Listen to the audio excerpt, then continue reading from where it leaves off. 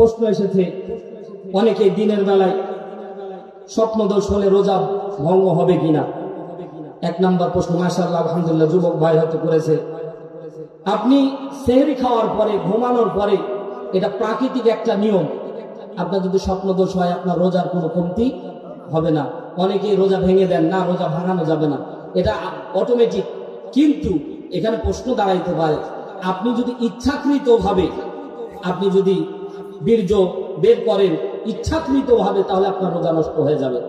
এখানে মজার ব্যাপার একটা বলি, রোজা আল্লাহ তাআলার একটা দামি আমল। এই আমলটা হচ্ছে এত দামি, আল্লাহ তাআলা বলছে তোমরা রমজান মাসে রোজা রাখো।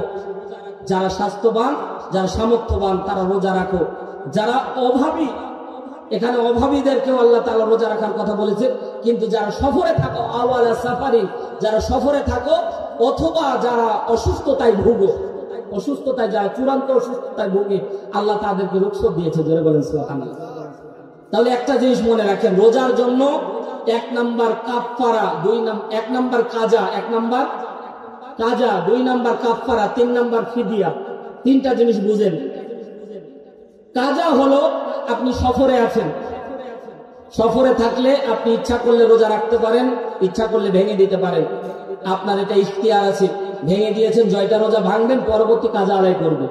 মা বোনদের মাসিক সমস্যা হয়েছে, জয়দিন সমস্যা থাকবে, তো ওই দিন তারা রোজা কাজা পরবর্তী আদায় করবে। আলহামদুলিল্লাহ বলে, এটা হচ্ছে কাজা। অসুস্থ আছেন আপনি, পরবর্তী সুস্থ হওয়ার চান্স আছে, আপনি পরবর্তী আদায় করবেন। আপনার উপর আল্লাহ বাধ্যবাধকতা দিচ্ছে না। ধরে বলেন সুবহানাল্লাহ। এত দামি, আল্লাহ তাআলা দামি একটা আমল দিয়েছে, অথচ আল্লাহ আপনাকে রুখসত দিয়েছে। আর যে আপনি খুব অসুস্থ, মরে যাওয়া ভাব, আল্লাহ বলছে তোমার রোজা রাখার দরকার নাই, পরবর্তী যদি সুস্থ হওয়ার চান্স থাকে তাহলে কাজা আদায় করে নিবা। জয়টা রোজা ভেঙেছে, জয়টা রোজা কাজা হয়েছে, পরবর্তী আদায় করবে, এটা হচ্ছে কাজা। কাফফারা, কাফফারা একটা জিনিসের জন্য হয়, যদি ইচ্ছাকৃত কেউ যদি স্ত্রী সহবাস করেন। রোজা রাখা অবস্থায় স্ত্রী সহবাস করা হারাম। আবারও বলছি, রোজা রাখা অবস্থায় স্ত্রী সহবাস করা হারাম। কেউ যদি ইচ্ছাকৃত স্ত্রী সহবাস করেন তাকে কাফফারা আদায় করতে হবে। কাফফারা আদায় করতে হবে 60টি রোজা, টানা 60টি রোজা রাখতে হবে, টানা। একদিন যদি মিস করেন আবার 60 দিন। তাহলে সহজ, কাফফারা সহজ। ইচ্ছাকৃত কেউ যদি রোজা ভেঙে দেয় কাফফারা দিতে হবে। ইচ্ছাকৃত কেউ যদি রোজা ভেঙে দেন, স্ব ইচ্ছায় সজ্ঞানে, যদি আপনার সামর্থ্য থাকার পরেও আপনি রোজা রাখেন নাই, আপনাকে কাফফারা দেওয়া লাগবে। একটা রোজার কাফফারা টানা 60 দিন রোজা। অনেক মুসনাদে আহমদের ভিতরে হাদিস এসেছে, আল্লাহর নবী বলে মরার আগ পর্যন্ত একটা রোজার কাফফারা আদায় করলেও এর সমপরিমাণ হবে না। সুবহানাল্লাহ। তাহলে একটা রোজার দাম কত? টানা 60 দিন রোজা রাখবেন। যদি না পারেন টানা 60 দিন একজন এতিমকে আপনি ভরণ পোষণ দিবেন। 3 নাম্বার ফিদিয়া। আপনি অসুস্থ, আপনার মা অসুস্থ, খুব অসুস্থ, আপনার মায়ের সুস্থতা হওয়ার কোনো চান্স নাই, এরকম মুরব্বী আছে না, এদের জন্য ফিদিয়া দিবেন। ফিদিয়াটা কি? ফিদিয়ার পরিমাণ হলো, আল্লাহ নবী সাল্লাল্লাহু আলাইহি সাল্লাম বলেন যে তুমি একটা এতিম অথবা মিসকিনকে টানা 30 দিন তুমি খাওয়াবা। সুবহানাল্লাহ বলেন, এটা ফিদিয়া আদায় হবে, সেও সওয়াবের ভাগীদার হবে। এই যে ব্যক্তির জন্য ফিদিয়া দেওয়া হচ্ছে সেও সমপরিমাণ সওয়াব পাবে, কারো ঘাটতি হবে। রোজা এমন একটা আমল, আপনি যদি কাউকে একটু পানি পান করায় ইফতার করেন, পূর্ণ রোজার সওয়াব আল্লাহ আপনার আমল নামে দিয়ে দেবে। অথচ যে রোজা রেখেছে তার কোনো সওয়াবে ঘাটতি, এ পুরো মাসটাই আল্লাহ সওয়াব দিয়ে ভরে রেখেছে। ধরে বলেন সুবহানাল্লাহ। তাহলে স্বপ্নদোষ হলে রোজা ভাঙবে। 2 নাম্বার প্রশ্ন করেছেন, এক মাসিক হওয়ার পরেও রোজা রাখা যাবে, রোজা রাখলে কি গুনাহ হবে? অনেক মা এই কাজটা করে। তো এটা ওলামা একরাম মতভেদ দিয়েছে। আল্লাহ তাআলা আপনাকে রুখসত দিয়েছে, এটা হচ্ছে প্রাকৃতিক, এটা আল্লাহ প্রদত্ত, ঠিক না? মানুষের কোনো হাত নাই। যেটা সমস্যা, মাসিক সমস্যা, এটা আল্লাহর পক্ষ থেকে নির্ধারিত। এই জন্য মা আপনাকে রোজা রাখা যাবে না। যদি রাখেন, সূরা হজ 32 নম্বর আয়াতে আল্লাহ তাআলা বলছে, আল্লাহর কোন বিধানকে কেউ যদি সম্মান করে আল্লাহ তার সম্মান 1000 গুণে বাড়িয়ে দেয়। কেউ যদি সম্মান দিয়ে যে মানুষের রোজাদার মানুষের সামনে খাবো, কেমনটা লাগতেছে, তো আমি রোজা রাখবো, তো রোজা রাখলে আপনি গুনাহগার হবেন না, তবে এই জায়গায় রাসূল সাল্লাল্লাহু আলাইহি সাল্লামের একটা হাদিস, আপনি কোনো সওয়াব পাবেন না। হযরত মাইমুনা রাদিয়াল্লাহু তাআলা আনহা এই জায়গায় হাদিস বর্ণনা করেছে, আল্লাহর নবীকে প্রশ্ন করেছিলেন, ইয়া রাসূলুল্লাহ, আমি যদি সম্মান দেখিয়ে রোজা রাখি তাহলে কি আমি গুনাহগার হব? আল্লাহর নবী বলছেন, গুনাহগার হবা না, কিন্তু সওয়াবও পাবা না। সুবহানাল্লাহ বলেন। এটা আল্লাহ তাআলার বিধানকে যদি আপনি সম্মান দেখান, আল্লাহ তাআলা অন্য দিক দিয়ে আপনার সম্মান বাড়ায় দিবে। প্রশ্ন করেছেন, মাশাআল্লাহ, রমজান মাসে তো শয়তান বাধা থাকে, তাহলে মানুষ পাপ করে কেন? খুব জটিল প্রশ্ন। মাশাআল্লাহ, শয়তান দুই রকমের। শয়তান, জোরে বলেন, শয়তান দুই রকমের। একটা হচ্ছে জিন জাতি শয়তান, আর একটা হচ্ছে ব্যক্তিগত নফসের শয়তান। নফসে আম্মারা যেটা আপনার আমার মাঝে আছে, এটা কিন্তু বাধার কথা হাদিসে বলা হয় নাই, কিন্তু বড় শয়তান, এটা সহিহ হাদিস। আল্লাহর নবী রমজান মাস আসার সাথে বড় যে শয়তান আছে এটাকে বেঁধে দেওয়া হয়, কিন্তু আপনার মাঝে যে শয়তানিটা আছে এটা বাধা হয় না। এই শয়তানের কারণে, ও ভাই, সব কাজ যে শয়তান করায় এমনটা না। আপনার মাঝে আল্লাহ ব্যক্তিগত একটা চিন্তাধারা দিয়েছে, ঠিক না? মানুষ আপনার বিচার আল্লাহ কেন করবে জানেন? কারণ আপনার জ্ঞান আছে, হুঁশ আছে। যাদের হুঁশ জ্ঞান নাই, আল্লাহ তাদেরকে বলে তাদের হিসাব আমি আল্লাহ নিব। যারা পাগল তাদের হিসাব নাই ভাই, কিন্তু যাদের জ্ঞান আছে, আকল আছে, আল্লাহ তাদের হিসাব নিবে। এদের জ্ঞান আছে, এরাই মানুষ। ওই জ্ঞানটুক কাজে লাগায় না। রমজান মাস আসলে অনেক ঝগড়া বেড়ে যায় এলাকায়, ঠিক না? দেখবেন স্বামী স্ত্রীকে মাইক দিয়েছে, পোশাক কিনতে বলেছে, ঈদের মার্কেটের শেষ দিকে বেশি এটা হয়। হাসির আগে মারা যায়, অনেকেই আছে যে পাখি দেশ চেয়েছে, অমুক দেশ চেয়েছে, দেশ দেয়নি, অমুক ফাঁসি কাপটায় মারা গেছে, আছে না নাই? এটা শেষ দশকে বেশি হয়, বেশি বেশি করে মা বোন চাই, আর এই টাকা নাই, শেষ পর্যন্ত চুলের মুঠি ধরে মাইক দেয়, ঠিক না? এই কাজ করিয়েন না, আল্লাহ তাআলা হেফাজত করুন, ধরে বলেন আমিন। তো আরেকটা, ফ্যান যখন আপনি সুইচ অফ করে দেন, ফ্যান কিন্তু কিছুক্ষণ ঘুরে। পাহাড় থেকে কোনো টায়ার যদি আপনি ফেলে দেন, ডাইরেক্ট এসে হাইড্রোলিক ব্রেক মারবে, কিছু তো চলে। তো শয়তানি 11টা মাসে এমন করে ধাক্কা দেয়, তো রমজানও কিছুদিন চলে, এটাও চলে। কিন্তু বড় শয়তানকে আল্লাহ বেঁধে দেয়, কিন্তু নফসের তাড়নায় মানুষ গুনাহ করে। এই নফসের তাড়নায় গুনাহ করার কারণে এই রমজান মাস রহমতের মাসের পরেও ঝগড়া বিবাদ পাপ হয়। ক্লিয়ার আছে তো? ইনশাআল্লাহ ক্লিয়ার না হলে বলবেন, আরো ব্যাখ্যা করে দেবো হাদিস থেকে। ইনশাআল্লাহ প্রশ্ন ক্লিয়ার হওয়া লাগবে, কারণ এত দামি একটি মজলিস চলতেছে। আল্লাহ কবুল করুন, জোরে বলেন আমিন। এক ভাই প্রশ্ন করেছেন, মাশাআল্লাহ, আমার মা খুব অসুস্থ, তার করণীয় কি? আমি এর আগে উত্তরটা চলে এসেছে আলহামদুলিল্লাহ, যে মা অসুস্থ, আপনার মা যদি সুস্থ হওয়ার সম্ভাবনা থাকে তাহলে আপনার মা কাজা আদায় করবে পরে, ঠিক আছে ইনশাআল্লাহ। আর যদি সুস্থ হওয়ার সম্ভব না থাকে, আপনার মায়ের তো টাকা নাই, তো আপনি মায়ের পক্ষ থেকে ফিদিয়া আদায় করবেন। একটা এতিমকে খাদ্য খাবার দিবে, ভরণ পোষণ দিবে, আপনার মায়ের রোজার বদৌলতে আল্লাহ তাআলা আপনার মাকেও সওয়াব দান করে দিবে। জোরে বলেন সুবহানাল্লাহ। এটা আল্লাহ তাআলা বিশেষ একটা অনুগ্রহ। আল্লাহ তাআলা বলছে রমজান মাসে যাতে কেউ বঞ্চিত না হয়, এজন্য আল্লাহ তাআলা তার দ্বার সবার জন্য উন্মুক্ত করে দিয়েছে। জোরে বলেন সুবহানাল্লাহ। এক ভাই প্রশ্ন করেছে, রোজা রাখে কিন্তু নামাজ পড়ে না, তাদের রোজা হবে কিনা? মাশাআল্লাহ, আলহামদুলিল্লাহ, অনেক সুন্দর প্রশ্ন। অনেকে রোজা রাখে, নামাজ পড়ে, আছে না? রোজা রাখে কিন্তু নামাজ পড়ে না। এটা তো ইয়ার মতো হইলো যে সুন্নাত, পাগড়ি বাঁধা সুন্নাত, তো লুঙ্গি খুলে পাগড়ি লেগে গেছে, ঠিক না? নামাজ স্বতন্ত্র ইবাদত, তবে রোজার আগে নামাজ, রোজার আগে রোজা তো রাখতেই হবে, রোজা না রাখলে আলাদা গুনাহ, কিন্তু নামাজ পড়তেই হবে। মান তারাকা সালাত মুতাআম্মিদান ফাকাদ কাফার, বাইনাল আবদি বাইনাল কুফরি তারকুস সালাত। আল্লাহ নবী বলেছেন, কেউ যদি সালাত ইচ্ছাকৃত ছেড়ে দেয় সে কুফরি করলো। ইমাম আবু হানিফা রাহমাতুল্লাহ আলাইহি বলেন, তা না, কুফরি করার কারণে সে কাফের হয়ে যায়। আপনি কাফের হয়ে গেলেন, আপনি তো, আপনার রোজার দরকারই নাই, ঠিক আছে? এজন্য নামাজ পড়তে হবে। একবার প্রশ্ন করেছেন, রোজা অবস্থায় থুতু গিলে খাওয়া জায়েজ কিনা, খেলে রোজা ভেঙে যাবে কিনা? মাশাআল্লাহ, অনেক সুন্দর প্রশ্ন। শুরুর দিকে এটা আমাদের ছোট বাচ্চা কাচ্চা যারা রোজা রাখে তারা বেশি করে, খালি থুতু ফেলে, থুতুটা ভিতরেগত দিক। এজন্য ইমামগণ এবং মুস্তাহিদগণ এই ব্যাপারে ঐকমত পোষণ করেছে। জমহুর উলামায়ে কেরাম ঐকমত পোষণ করেছে, কেউ যদি থুতু খেয়ে ফেলে এতে তার রোজার কোনো কমতি বা ঘাটতি হবে না, তার রোজা হয়ে যাবে। কেউ যদি ফেলে দেয় এটা তার জন্য উত্তম, কারণ ওই কাশিতে বা থুতুতে অনেক অ্যান্টিভাইরাস থাকে। আপনি যে কাজটা ফেলতেছেন এই কাজটা অ্যান্টিভাইরাস থাকে। এই যে আমার দোস্ত বলেছেন আমার সন্তান অসুস্থ, তার অসুস্থতার পিছনে কারণ হলো তার হাড় ছিদ্র, সে যখন তার ঠান্ডা লাগে তখন কফ বুকের মধ্যে বসে যায়, তখন শ্বাস নিতে পারে না, এটাকে নিউমোনিয়া বলা হয়। তো সন্তানরা ফেলতে পারে না ওটা, আমরা তো হ্যাকুক হ্যাকুক করে ফেলে দিই বা নাক দিয়ে ঝেড়ে ফেলে দিই, কিন্তু তারা পারে না, এজন্য তাদেরটা বসে যায়। এজন্য এটাতে অনেক জীবাণু আছে, এজন্য স্বাস্থ্যবিজ্ঞান বলে এটা না খাওয়াই উত্তম, ফেলে দেওয়াই উত্তম।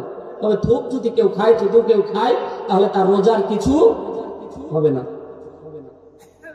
গুরুত্বপূর্ণ প্রশ্ন কিন্তু, মাশাআল্লাহ, আলহামদুলিল্লাহ, ঠিক না? এগুলো জানা অতীব জরুরি। মাশাআল্লাহ, এক মা প্রশ্ন করেছে মাসিক হলে মেয়েদের করণীয় কি, এটার উত্তর চলে এসেছে। আপনি ইচ্ছা করলে এটা আল্লাহ তাআলার পক্ষ থেকে আপনি ছেড়ে দেবেন, পরবর্তীতে আপনি কাজা আদায় করে নেবেন, আল্লাহ তাআলা কবুল করুন। এক ভাই প্রশ্ন করেছেন রমজানে ইতিকাফ নিয়ে বিভ্রান্ত মাসআলার জন্য অনেকে ইতিকাফ করে না। মাশাআল্লাহ, অনেক সুন্দর প্রশ্ন। ইতিকাফ এটা দামি আমল, সুবহানাল্লাহ, জোরে বলেন। আমাদের মহল্লাগুলিতে তো ইতিকাফের লোক পাওয়া যায় না, পরে টাকা দিয়ে রাখা হয়, ঠিক না? অথচ ইতিকাফ আল্লাহ নবী সাল্লাল্লাহু আলাইহি সাল্লামের আমাদের আয়েশা সিদ্দিকা রাদিয়াল্লাহু তাআলা আনহা বর্ণনা করছে, আমার দেখা অবস্থায় আমি কোনোদিন রাসূল সাল্লাল্লাহু আলাইহি সাল্লামকে শেষ রমাদানের 10 দিন আমি বাড়িতে থাকতে দেখিনি। আল্লাহ নবী প্রত্যেক রমজানে ইতিকাফ থাকতেন। সুবহানাল্লাহ, 10 দিন ইতিকাফ থাকলে আল্লাহ নবী সাল্লাল্লাহু আলাইহি সাল্লাম বলছে, কেউ যদি আল্লাহর জন্য ইতিকাফ থাকে আল্লাহ তাআলা তার তামাম গুনাহ মাফ করে দেয়, তাকে মাসুম বানায় দেয়। জোরে বলেন সুবহানাল্লাহ। ইতিকাফ অনেক দামি আমল, টাকা দিয়ে ইতিকাফ থাকা লাগবে। এই অনেকেই মাসালার জন্য, অনেকেই আমরা ইখতিলাফের জন্য অনেকে ইতিকাফ থাকি না, কিন্তু ইতিকাফ থাকা যাদের সুযোগ আছে, কাজকামের ব্যস্ততা নাই, তারা আমরা নির্দ্বিধায় ইতিকাফ থাকবো ইনশাআল্লাহ। এটা নিজের জন্য কল্যাণকর, কারণ আল্লাহ নবী সাল্লাল্লাহু আলাইহি সাল্লাম বলেছেন 3টা আমল সরাসরি আল্লাহ তাআলার কাছে পাওয়া যায়। 3টা আমল করা মাত্রই আল্লাহ তাআলা অন্তরে প্রশান্তি দান করে। 1 নাম্বার, কেউ যদি দিল খুলে সিজদা দিতে পারে তাৎক্ষণিক প্রশান্তি আল্লাহ অন্তরে দান করে। 2 নম্বরে, কেউ যদি ইতিকাফ থাকে আল্লাহ তাআলা ইতিকাফকারীকে ডাইরেক্ট আল্লাহ তাআলা নিজ পক্ষ থেকে সাকিনা, আল্লাহ তাআলা অনুগ্রহ তার অন্তরে দান করে। জোরে বলেন সুবহানাল্লাহ। এটা যারা ইতিকাফ করে তারাই বুঝে, আর যারা টাকার জন্য ইতিকাফ আদায় করে এরা বুঝবে না, ঠিক না? নিজের থেকে ইতিকাফ রাখা লাগবে। 3 নাম্বার, আরাফার ময়দানে কেউ যদি দোয়া করে থাকেন যোহর থেকে মাগরিব পর্যন্ত, আরাফার দোয়া করতে দেরি হয়, অন্তরে প্রশান্তি পেতে দেরি হয় না। সুবহানাল্লাহ, জোরে বলেন। এই 3টা জায়গায় তাড়াতাড়ি পাওয়া যায়, এজন্য ইতিকাফ আমরা থাকবো ইনশাআল্লাহ। প্রশ্ন করেছেন ইচ্ছাকৃতভাবে রোজা ভাঙলে তার কাফফারা কি, ফিদিয়া কাফফারা? হ্যাঁ, এটা উত্তর হয়ে গেছে। অসুস্থ থাকলে করণীয়, উত্তর হয়ে গেছে, ঠিক না? এক ভাই প্রশ্ন করেছেন মাশাআল্লাহ, দ্রব্য মূল্য রমজান মাস আসলে দ্রব্য মূল্যের দাম বাড়ায় দেওয়া হয়, আপনার মতামত কি? আমার মতামত কি? সবার মতামত এক। পৃথিবীর সব রাষ্ট্রের মধ্যে পশ্চিমা রাষ্ট্রের দিকে তাকায় দেখেন, রমজান মাস আসলে তারা পণ্য দ্রব্য শিথিল করে দেয় যাতে মানুষ কিনতে পারে। আর আমার দেশে কিছু পুঁজিবাদ আছে, এরা রমজান মাসের আগে 15 দিন পর্যন্ত তারা মজুত করে দাম বাড়ায় দেওয়া। মূল এই যে চালের দাম, খেজুরের দাম, ছোলার দাম, ডাইলের দাম, এগুলো মোটামুটি কায়দা ঊর্ধ্বগতিতে বাড়ায় দেয়। অথচ অন্যান্য রাষ্ট্রে সওয়াব পাওয়ার নিয়তে তারা দাম কমায় দেয়, যাতে করে রোজাদাররা পরিতৃপ্তি সহকারে খেতে পারে। সুবহানাল্লাহ। তাহলে যারা ওই যে টুপি মাথায় দিয়ে হাজী সাহেব হয়ে দাম বাড়ায় দেয়, এরা হচ্ছে পাকা শয়তান। কথা ধরে বলেন, ঠিক কিনা? এই জন্য পণ্য দ্রব্যের দাম যে যত পারবেন শিথিল করে দেবেন। যতটুকু লাভ না করলে আপনার পরিবার চলবে না, অতটুকু নিয়ে আপনি সেল করে দিবেন। এতে একদিক দিয়ে আপনি সমাজের উপকার করতেছেন, আরেক দিয়ে রবের কাছে আপনি একটা সওয়াবের ভাগীদারি হচ্ছেন। সুবহানাল্লাহ। আপনি নিজের অজান্তে অনেক সওয়াব পাচ্ছেন, কারণ একটা গরিব ব্যক্তি যখন গরুর মাংস 700 টাকার জায়গায় 300 টাকা পাবে, সে 1 কেজি কিনে খাবে, তৃপ্তি সহকারে যখন খাবে একটু দোয়া করবে, ঠিক না? ওই দোয়াটা অটোমেটিক আল্লাহর কাছে কবুল হবে। আল্লাহ তাআলা কবুল করুন, বলেন আমিন। এক ভাই প্রশ্ন করেছেন তারাবির নামাজ না পড়লে রোজা কোনো ক্ষতি হবে কিনা? মাশাআল্লাহ, খুব জটিল প্রশ্ন। তারাবির সাথে রোজার সম্পর্ক নাই। আবার বলছি, তারাবির সাথে রোজার কোনো সম্পর্ক নেই। তারাবি পড়তে হবে আল্লাহ তাআলা বেশি সওয়াব দেওয়ার জন্য। আল্লাহ তাআলা তারাবির ব্যবস্থা করেছেন। মান কামা রমাদান ঈমানান ওয়া ইহতিসাবান গুফিরা লাহু মা তাকাদ্দামা মিন যানবি। এখানে মান কামা দ্বারা তারাবির নামাজ বোঝানো হয়েছে। আল্লাহ নবী বলেন কেউ যদি ইহতিসাবের সহিত কেউ যদি রমজান মাসে তারাবির সালাত আদায় করতে পারে আল্লাহ তাআলা তার জিন্দেগির গুনাহ মাফ করে দেন। আর এটা এত পরিমাণে সওয়াব, কারণ নফল আদায় করলে ফরজের সওয়াব, ঠিক না?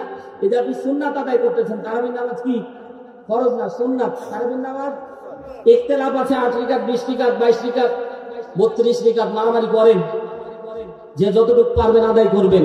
ইখতিলাফ নিয়ে মারামারি করে কোনো লাভ? আল্লাহ নবী সাল্লাল্লাহু আলাইহি সাল্লাম 8 রাকাত করেছেন, সাহাবা ইকরামের জামানায় সাহাবত হয়েছে 20 রাকাতের। এই ব্যাপারে মতভেদ করা এটা হচ্ছে মুনাফিকের লক্ষণ, ঠিক না? যে যতটুকু পারবেন ধীর স্থির ভাবে আদায় করবেন। তারাবি মানে তাড়াতাড়ি, ঠিক না? আমরা মনে করি তারাবি মানে তাড়াতাড়ি, তাড়াতাড়ি ঠেকাইতে পারলে মনে হয় জীবন বাঁচে, কিন্তু না, তারাবি শব্দের অর্থই হচ্ছে বিশ্রাম নেওয়া। তারাবি মানে কি? ধীর স্থির ভাবে নামাজ আদায় করা, প্রশান্তি চিত্তে আদায় করা। খতম তারাবি পড়ায় এমন যে ওয়ালাদ দোয়ালিনের আগে কিছু ধরতে পারে না, আপনি ধরার ক্ষমতা আছে। আলহামদুলিল্লাহ রাব্বিল আলামিন রাহমানির রহিম মালিকি ইয়াউমিদ্দিন ইyyaka নa'বুদু ওয়া ইyyaka নাস্তাঈন ইহদিনাস সিরাতাল মুস্তাকিম সিরাতাল লাযীনা আন'আমতা আলাইহিম গায়রিল মাগদুবি আলাইহিম ওয়ালাদ-দাল্লিন। দোয়ালিনের টানটা শুনতে, তাও তো আমারটা বুঝতে পারছে, তাও তো আমারটা প্রত্যেকটা শব্দ বুঝতে পারছে, কিন্তু তাদেরটা আরো পারছি না। 4G গতিতে, এখন তো ভাই 4G চলতেছে, কিন্তু তারা 8G গতিতে তেলাওয়াত করে। এটা এটা এটা এটা থেকে বের হয়ে আসতে হবে, তার তিল সহকারে কোরআন তেলাওয়াত করতে হবে। আর তার তিল সহকারে যদি কেউ খতম তারাবি পড়ায়, মুসল্লি একটাও হবে। আলহামদুলিল্লাহি রাব্বিল আলামিন আর রহমানির রহিম মালিকি ইয়াউমিদ্দিন ইয়্যাকা না'বুদু ওয়া ইয়্যাকা নাস্তাঈন ইহদিনাস সিরাতাল মুস্তাকিম সিরাতাল লাযীনা আন'আমতা আলাইহিম গায়রিল মাগদুবি আলাইহিম ওয়ালাদ-দাল্লিন। এই তেলাওয়াত এইরকম মাধুর্য দিয়ে তেলাওয়াত হাফেজদেরকে অনুরোধ করবো যে অন্তত ভুল পড়া যাবে না। এমন হদরে তেলাওয়াত করে যে বোঝাও যায় না, আর এমন স্পিরিটে সিজদাতে রুকু করে, বয়স্ক মানুষ চান্সই পায় না। 1 রাকাতের জায়গা ও 1 রাকাত সিজদায় আছে, এদিকে সালাম ফিরে আছে, কথা পায় না কেন? আমি এক জায়গায় নামাজ পড়তে গেলাম ভাই, কারণ এই মাহফিলের জগতে আসার পরে মাহফিলের ঠেলায় ভাই তারাবিও ধরতে পারি না। আমার 2 জায়গায় তারাবি ঠিক হয়েছে, পরে মাহফিলের দাওয়াত আসাতে বললাম যে তারাবি আমি মোটামুটি পড়াইতে পারতেছি না, মাহফিল করা লাগবে। তো আমি এক জায়গায় তারাবি করতে গেলাম, তো ভাই রুকুতে যায় আমি গেছি আর দেখতেছি উঠে গেছি। এরকম হয় না মনে হয় আপনাদের এলাকায়? আমি অনুরোধ করে বলবো, পায়ে হাত দিয়ে বলবো, আপনি 8 রাকাত পড়েন, ধীর স্থির পড়েন, 20 রাকাত পড়েন, ধীর স্থির পড়েন, রব খুশি হয়ে যাবে। কারণ রবের জন্যই আমরা নামাজ পড়তেছি, ঠিক না ঠিক? মা বোনদেরকে বলবো, ও মা বোনেরা, একটু ধীর স্থির ভাবে নামাজগুলি আদায় করবেন, আল্লাহ কবুল করুন, করে বলেন আমিন। এক ভাই প্রশ্ন করেছেন, সেহরি না খেয়ে রোজা হবে কি? অনিচ্ছাকৃত ভাবে হ্যাঁ, রোজা হয়ে যাবে, কিন্তু কষ্ট হবে, এজন্য সেহরি খাও সুন্নাত। আল্লাহ নবী সাল্লাল্লাহু আলাইহি সাল্লাম বলেছে তোমরা সেহরি খাও যাতে তোমাদের শরীর সুস্থ থাকে, কারণ আপনি যদি টানা না খেয়ে থাকেন অসুস্থ হয়ে যাবেন। এজন্য আল্লাহ তাআলা সেহরির ব্যবস্থা করেছে, জোরে বলেন না সুবহানাল্লাহ। সেহরি না খেলে রোজা হয়ে যাবে, কিন্তু কষ্ট হবে, এজন্য রাসূল সাল্লাল্লাহু আলাইহি সাল্লাম সেহরি খেতে বলেছে, এটা সুন্নাত। এক ভাই প্রশ্ন করেছেন, রোজা রেখে টিভি দেখা যাবে কিনা? একটা জিনিস মাথায় রাখেন, রোজার আগে যেটা আপনার জন্য জায়েজ, রোজাতেও সেটা জায়েজ। হ্যাঁ, কটকটি দেখা মানে ফরজ আপনার, কটকটি মানে তো জীবন শেষ, সমাজ তো ধ্বংস তো করলো কটকটিতে, ঠিক না বেটি? কারণ এরা কটকটি এবং যত নাটক, সিনেমা, স্টার জলসা, জি বাংলা, যেগুলো আমাদের সমাজের মধ্যে সিরিয়াল, মা বোনেরা কিন্তু রমজান মাসে এগুলো বেশি ফলো করে। সময় কাটে না, তখন কি করবে? সিরিয়াল দেখে বসে আছে, কটকটি দেখতেছে। কটকটি দেখলে সমাজ এখন বিভ্রান্ত হয়ে যাচ্ছে, সমাজটা নষ্ট হয়ে যাচ্ছে। এই জন্য কটকটি ফটকটি এগুলো দেখা যাবে না। দেখলে তেলাওয়াত শুনেন, ওয়াজ শুনেন, আলহামদুলিল্লাহ। এগুলো শুনলে তো সময় যায় না, ঠিক না? এক মা প্রশ্ন করেছেন, মাশাআল্লাহ, শাওয়াল মাসের 6টি রোজার আগে কাজা আদায় করতে হবে নাকি শাওয়ালের 6টি রোজা আগে আদায় করতে হবে? মাশাআল্লাহ, খুব গুরুত্বপূর্ণ প্রশ্ন। একটা জিনিস মাথায় রাখেন, আল্লাহ নবী সাল্লাল্লাহু আলাইহি সাল্লাম বলছে, রমজানের পরে শাওয়ালের 6টি রোজা কেউ যদি রাখতে পারে, আল্লাহ তাআলা 1 বছর রোজা রাখার সওয়াব তার আমলনামায় দিয়ে দেয়। এখন আলেম জমহুর উলামা একটা মত দিয়েছে, এখানে মত 2টা, জোরে বলেন কয়টা?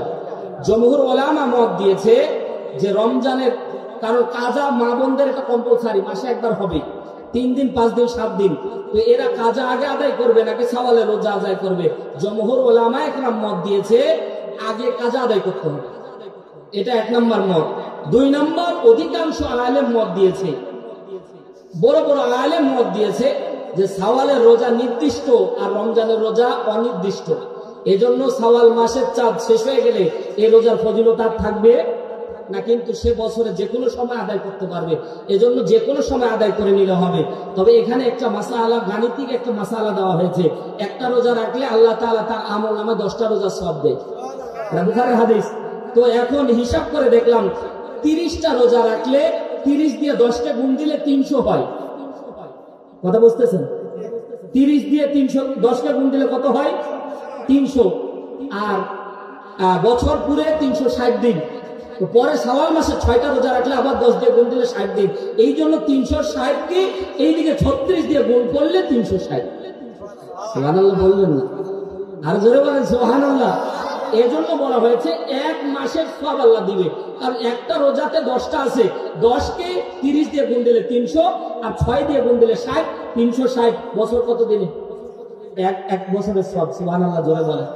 এজন্য জমহুর উলামা একরাম মত দিয়েছে আগে আদায় করবেন। যদি না পারেন তাহলে বাধ্যবাধক না, পরে আদায় করতে পারেন, আগে শাওয়ালের রোজা আদায় করবেন। জোরে বলেন সুবহানাল্লাহ। এক মা প্রশ্ন করেছেন কাজা রোজার সাথে কাজা তারাবি আদায় করতে হবে কিনা। মাশাআল্লাহ, খুব জটিল প্রশ্ন। কাজা রোজার সাথে কাজা তারাবি, কারণ এটা মাদের খুব জটিল, কারণ তাদের 5, 3, 5, 7, 9টা রোজা চলে যায় কাজা। তো তারা পরে তারাবি আদায় করবে কিনা। জমহুর উলামা একরাম মত দিয়েছে তারাবির নামাজ আদায় করা লাগবে না, শুধু কাজা, শুধু রোজা রাখলেই হবে। সুবহানাল্লাহ জোরে বলেন।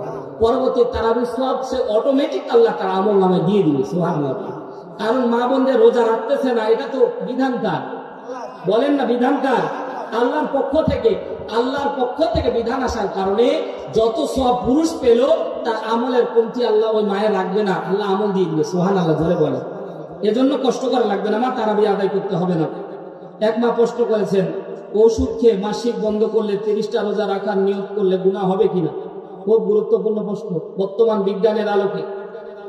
মা খুব চালাক, দারুণ প্রশ্ন করেছে। কারণ এখন জেনারেশন আপডেট হচ্ছে, অনেক মা 30টা রোজা রাখার নিয়তে মাসিক পর্যন্ত ওষুধ খেয়ে বন্ধ করে দেয়। ওটা জায়েজ আছে কিনা। তো এখানে প্রশ্ন আমি করতে চাই, এখানে একটা প্রশ্ন আসবে, যদি ওষুধ খেয়ে বড় ধরনের কোনো অসুবিধা হয় তাহলে এটা হারাম। তাহলে এটা বড় ধরনের কোনো সাইড ইফেক্ট যদি থাকে, যে তার শারীরিক, ডাক্তার মেহেদি ভাই আছে আমার পাশে, যদি ওষুধ খেয়ে সাইড ইফেক্ট বড় ধরনের থাকে তাহলে এটা হারাম হবে, ডাইরেক্ট হারাম হবে, ফতোয়া নেন। আর যদি সাইড ইফেক্ট না থাকে তাহলে সেই 30টা রোজা রাখার নিয়তে সে খেতে পারে, এটা তার কোনো গুনাহ হবে না। আশা করি উত্তর পেয়েছেন, আল্লাহ কবুল করুন, জোরে বলেন আমিন। এক ভাই প্রশ্ন করেছেন রোজা অবস্থায় রক্ত দেওয়া যাবে কি। মাশাআল্লাহ, খুব গুরুত্বপূর্ণ প্রশ্ন।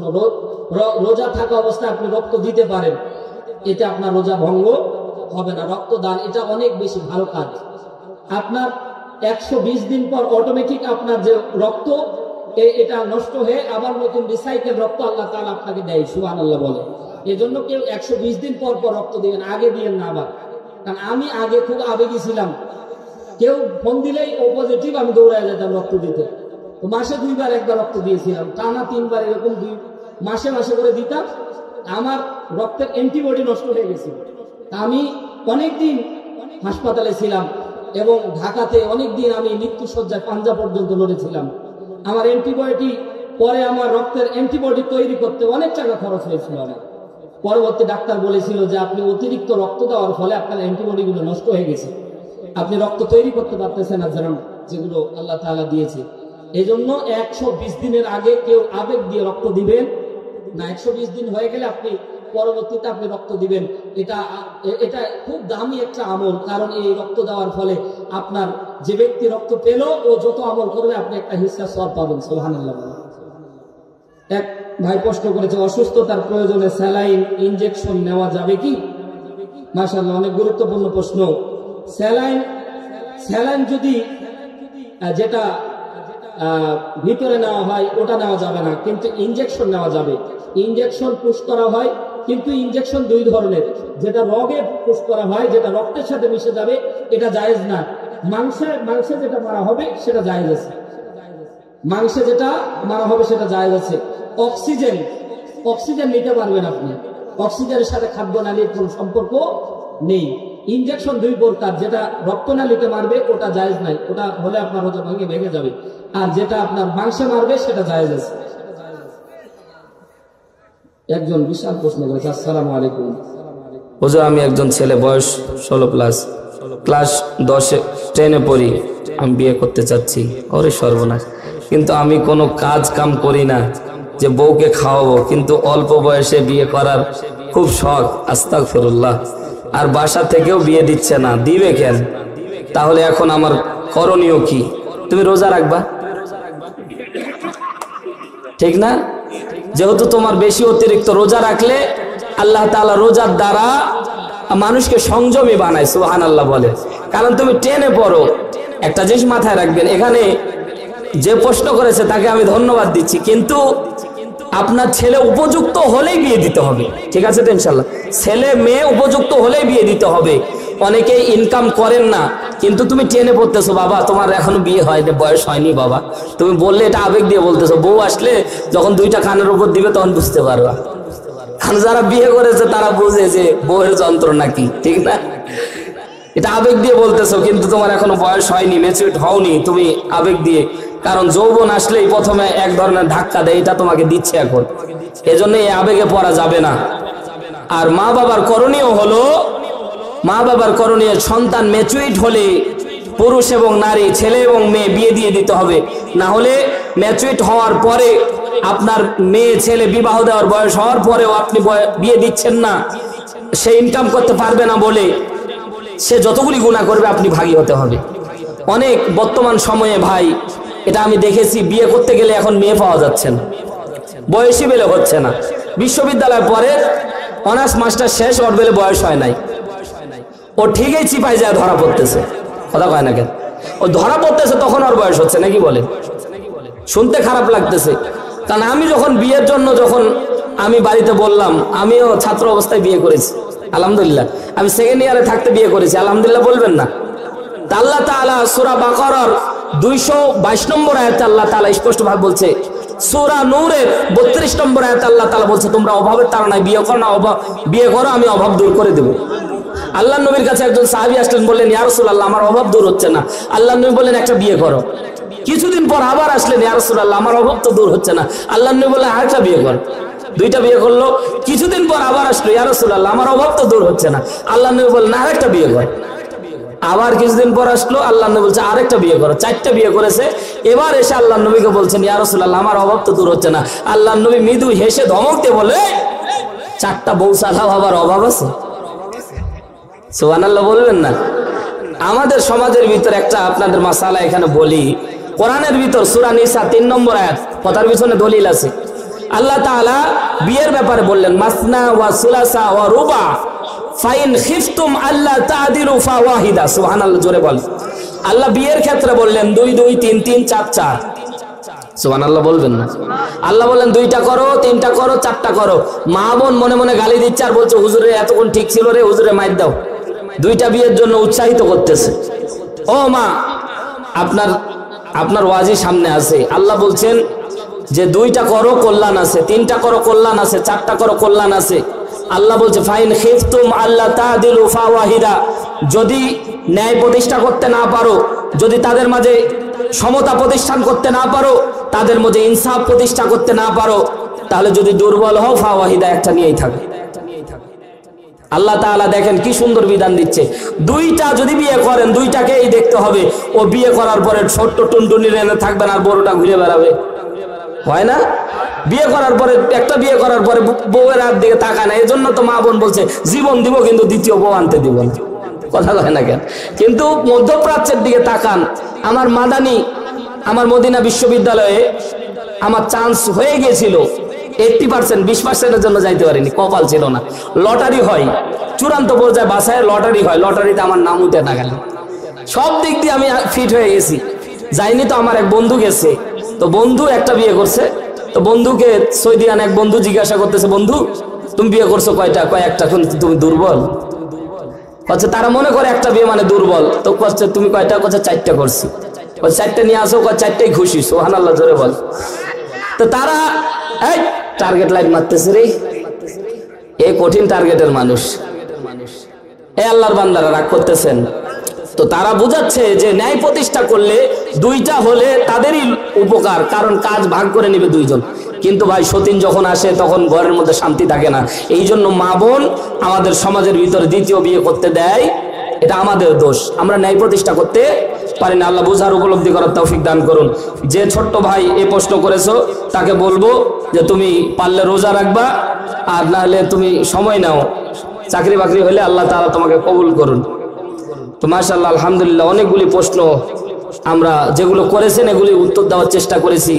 এর মাঝে আপনারা অনেক কিছু জানতে পেরেছেন, ঠিক না?